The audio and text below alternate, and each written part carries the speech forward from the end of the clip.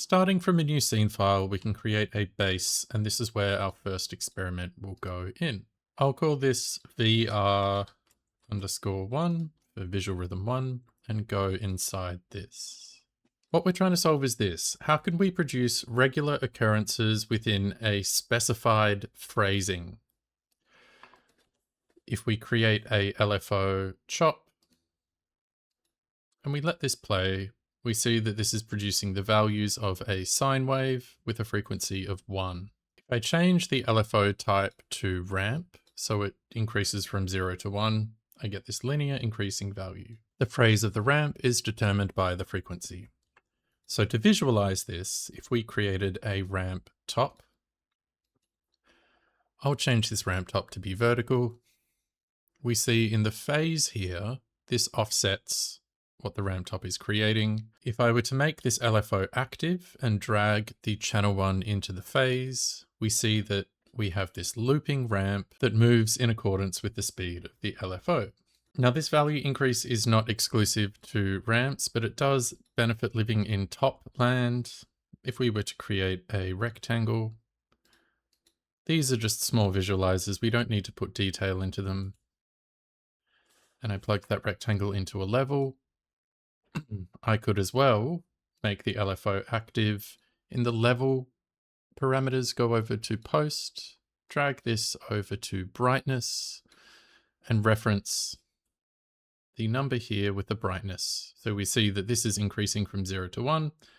That's moving up and up and up, quantized to this amount. So what we want to figure out is this frequency number, because when we change the frequency, the reoccurrence of the ramp changes as well. So we look at it like this. With a frequency of 1, this produces a 0 to 1 ramp over the course of a single second. This frequency relates to seconds, or per second. So what it's figuring out, if we create a constant chop and duplicate this, the top one, I'll call this BPM, standing for beats per minute. And on the bottom, I'll call this SPM, seconds per minute. Now we know, and we measure time with 60 seconds per minute, so that can go in there as a constant. And let's change the BPM to 60. So with these two channels, we want to add a math into this network, plugging the BPM into the top as the numerator and the seconds per minute as the denominator. And with this math operation, we want to combine the chops as a divide, producing a value of 1. I'll put this into a null because I'll be adding a little bit more into this network. Give myself a little bit more room. So I can trustfully make this resolved value of 1 the frequency of my LFO. So with the BPM of 60, this LFO requires a frequency of 1 for 60 revolutions to fulfill the seconds per minute. What we can start doing with this is I change this up to 120 BPM, which is a little bit more of an expected value in dance music. We now have a frequency of 2. So there are 2 revolutions per second to produce 120 in a minute, like so. This works when we go up to less regular numbers. If I went up to say 138, what happens here is it still produces a solve for the frequency to have as many LFO ramp revolutions as 138. I can't use any music to test this on YouTube, so I'll be using the BPM clicker in Ableton. So at 138 BPM going, this is blinking 138 times, and this is moving upward 138 times, effectively producing quantized movement. Now I'll turn this off so I don't strobe your screens. So with the confidence of a BPM, we can start to get regular motion in rhythm with the music. The second most trustworthy convention in dance music is that it is composed in phrases of bars, phrases of loops as well. So while this produces as many clicks or as many occurrences as the beat, we might not necessarily want to be hitting everything. So we can manipulate this number in halved fractions and increments to drop down the rate so that it still phrases within the required beats per minute, but occurs over a greater stretch of time. So I want to add another math chop into this. This quantized division will stay as my numerator, and I'll create another constant down the bottom. I'll call this phrase. Now what I can do with this number here is I'm going to treat this as a stepped integer, 0, 1, 2, 3, 4, 5, to relate to the half, quarter, eighth, 16th steps.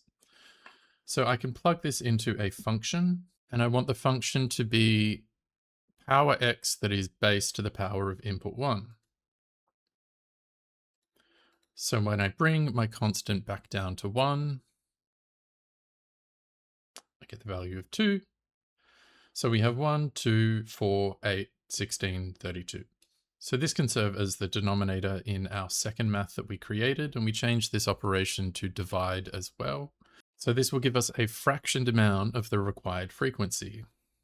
So if I turn the visibility of this off and I start my LFO again,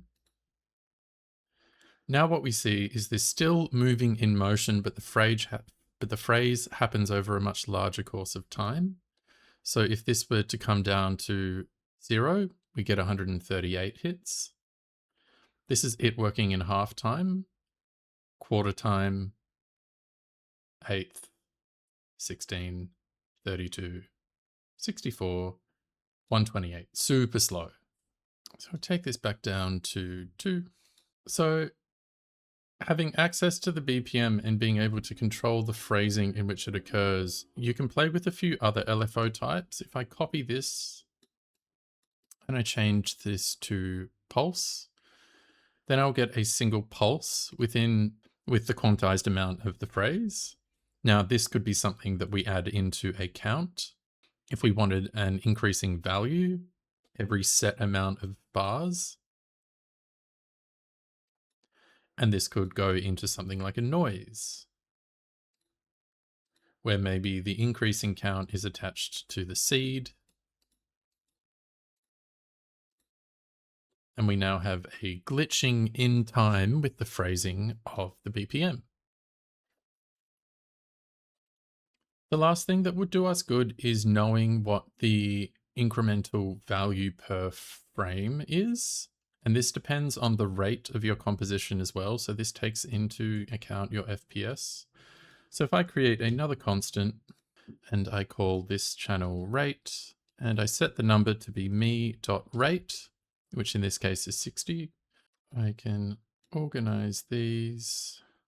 I'm going to link these two into another math. So I middle mouse click on the output to create a new branch, string these into each other, and I simply divide them again, drag this back so we can see it a bit better. And so these two are the numbers that we're really after.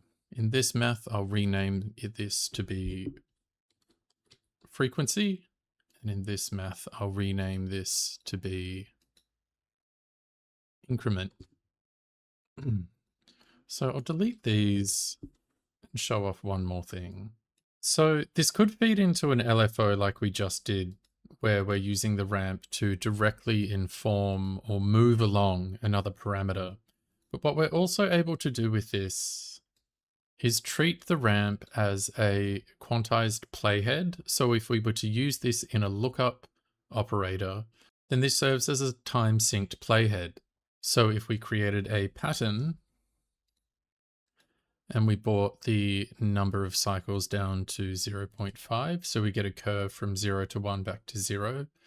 If we put this into a lookup chop with the playhead, the LFO being the first input, and then the pattern being the second input, now what we get is a reading of these values in a quantized period of time, where we're getting this number that increases from 0 to 1 with this same kind of speed graph. And so this starts to look up working with motion graphs or creating curves to inform a value over time.